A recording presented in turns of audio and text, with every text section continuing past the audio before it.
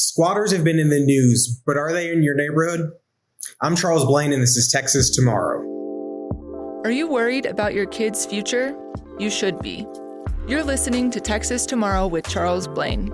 Join Charles as he talks about the people and issues that are affecting you and your family at the local level of government. The issue of squatting has been in the news a lot lately, but mostly national news. However, it is happening here in Texas too, and for a state with a diehard commitment to property rights, it's happening more than we'd like to admit. Terry Boyette recently testified on her experience with squatters. She left her home in the Dallas area for 3 weeks and a squatter moved in. Despite being the clear owner, after 11 months, she was still not able to get back in her home.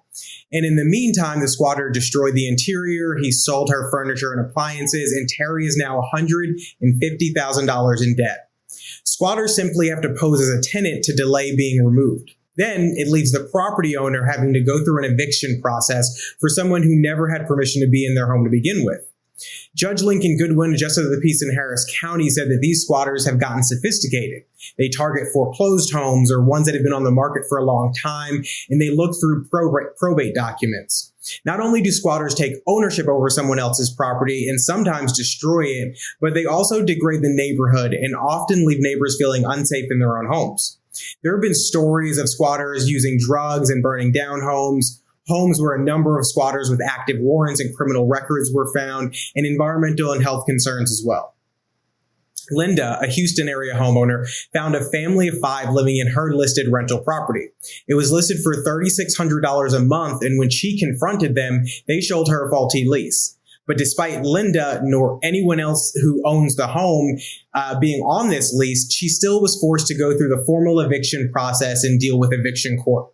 This puts a burden on the property owner. It's estimated to cost roughly $5,000 to go through the entire eviction proceeding, most of those being legal fees. It also burdens the court system, whereas in the last 18 to 24 months, some judges say they've seen more cases than ever before.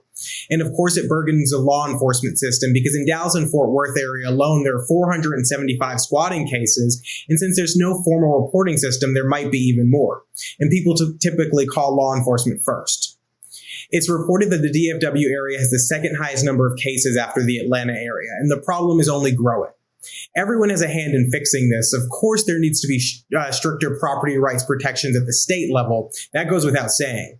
But local governments can look into additional ordinances and regulations that criminalize this behavior as well. And neighbors and property owners can be on the lookout for instances of this in their neighborhood, because if it's caught sooner rather than later, the property owner has an easier opportunity to gain access to their property and potential damage can be minimized. It might be a growing problem, but it's not one that can't be solved. And if we're a state that talks about a commitment to property rights, it's probably time that we start to act like it. Thanks for tuning in to this week's episode of Texas Tomorrow. If there's an issue going on in your neighborhood, please let us know. We'd love to talk about it. And make sure you like, share, and comment on this episode. So I hope you took something away from this. And if you did, make sure you tell a friend, a family member, share it on Facebook, Twitter, Instagram, wherever you see fit. And make sure you tune in for next week's episode of Texas Tomorrow.